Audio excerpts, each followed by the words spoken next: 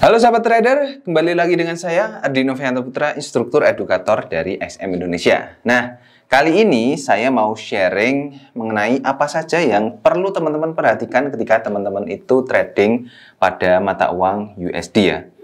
Jadi USD itu merupakan mata uang dari Amerika Serikat, di mana USD itu merupakan pusat mata uang dunia. Jadi USD ini sangat penting untuk teman-teman perhatikan ya, karena kalau kita lihat di mata uang yang ditradingkan di forex itu banyak sekali yang dipasangkan dengan USD. Contohnya Euro USD, USD JPY, GBP USD, bahkan di komoditi itu juga semuanya dipasangkan dengan USD ya. Contohnya ada XAU USD, XAG USD. Oil itu juga termasuk juga dipasangkan dengan USD, karena harga yang ditampilkan di oil ya itu dia pakai USD juga. Misalnya harganya itu 50 atau 60 dolar ya, belakangnya itu dolar, tetap pakai dolar juga. Jadi dolar itu merupakan mata uang yang sangat penting yang perlu teman-teman perhatikan. Makanya teman-teman perlu memperhatikan hal-hal ini ya. Jadi yang pertama itu adalah dengan mengidentifikasikan tren yang sedang terjadi di USD ini.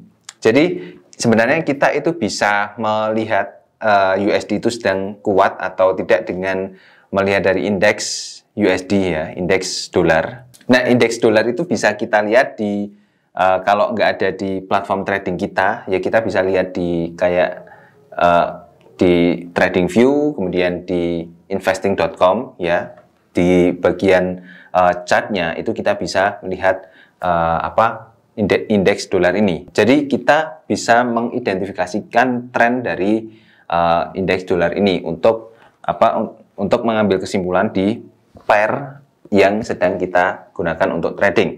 Misalnya gini, kalau indeks dolarnya itu sedang menguat, artinya kalau kita trading di Euro USD, maka chartnya itu akan menurun. Kenapa? Karena USD itu ada di belakang dari Euro, ya. Jadi chartnya menurun. Tapi kalau kita tradingnya itu di USD JPY, chartnya akan naik, ya. Itu karena USD-nya ada di depan. Jadi chartnya itu menjadi naik. Nah, tren yang diperhatikan itu bukan hanya di tren untuk di indeks USD saja, tapi di tren di pair yang kita tradingkan juga. Misalnya kalau di trennya indeks USD itu sedang naik, tapi ternyata di USD JPY itu ternyata sideways atau bahkan turun, artinya ada berita lain yang mempengaruhi mata uang Jepang ya, itu menjadi lebih kuat ketimbang USD. Sehingga kita juga harus memperhatikan tren pada pair yang sedang kita tradingkan. Ya, jadi di dalam tren itu kan ada 3 ya jenisnya. Ada tren naik, tren turun, kemudian tren sideways. Nah, yang perlu kita cari itu cukup tren naik dan turun saja. Kalau trennya sedang sideways ya kita tunggu. Cara menunggunya itu kita bisa menunggu di area atas dan bawah dari harga yang sedang sideways. Kalau harganya itu akan tembus naik atau akan tembus turun. Nah, lalu yang kedua, itu teman-teman harus selalu memantau berita. Karena USD itu mata uang penting ya, mata uang utama di dunia. Pasti beritanya itu punya efek yang besar.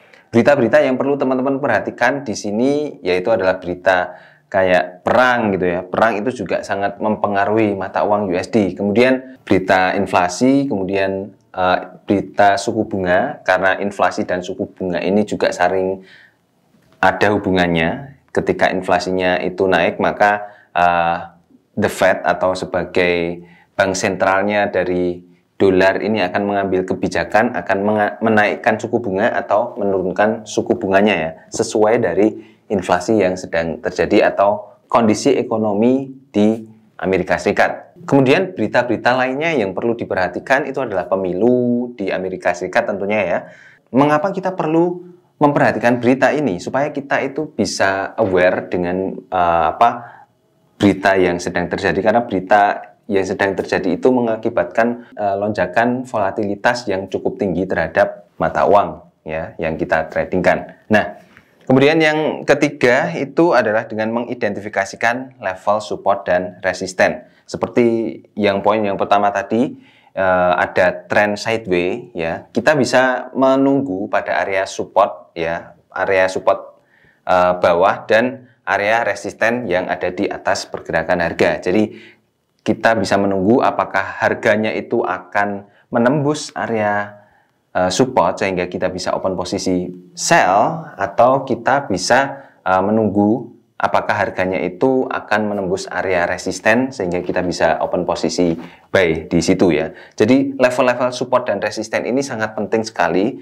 gunanya untuk kita bisa memetakan pergerakan harganya itu akan ke arah mana, akan naik dan naiknya itu sampai mana, atau akan mantul ya, atau akan berbalik arah. Itu ada di level-level support dan resisten. Lalu yang keempat itu adalah gunakan indikator teknikal ya. Kalau di MetaTrader 4 atau MetaTrader 5 itu kita sudah disediakan semua indikator yang bisa kita gunakan dan bisa kita pasang semuanya bahkan ya. Tapi saran saya sih jangan dipasang semuanya ya. Kita gunakan secukupnya saja.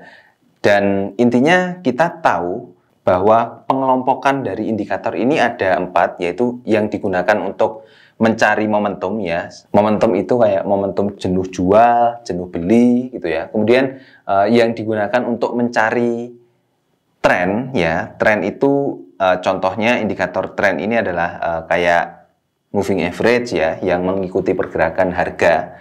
Jadi kita bisa menggunakan moving average ini untuk mengidentifikasikan apakah trennya itu sedang naik, sedang sideways, atau sedang turun. Lalu kemudian kita tahu kelompok selanjutnya itu adalah kelompok indikator volume yang digunakan untuk menghitung volume transaksi pada setiap candlestick yang kita buka ya. Jadi kalau kita membuka di time frame H1 berarti setiap 1 jam kita bisa melihat volume transaksinya. Dan kalau kita melihat juga di time frame D1 ya, kita bisa melihat volume transaksi setiap 1 harinya. Lalu kelompok indikator yang keempat itu adalah indikator volatilitas ya, dimana kita bisa mengetahui pergerakan harganya, volatilitas harganya apakah sedang tinggi atau sedang rendah ya. Contohnya itu adalah indikator Bollinger Band, itu untuk mengukur volatilitas pergerakan harganya. Lalu yang kelima yang perlu Anda perhatikan ketika Anda trading di USD itu adalah gunakan money management yang tepat ya. Jadi teman-teman juga harus memperhatikan pair apa yang ditradingkan. Misalnya kalau teman-teman trading di forex saja, fokus di forex.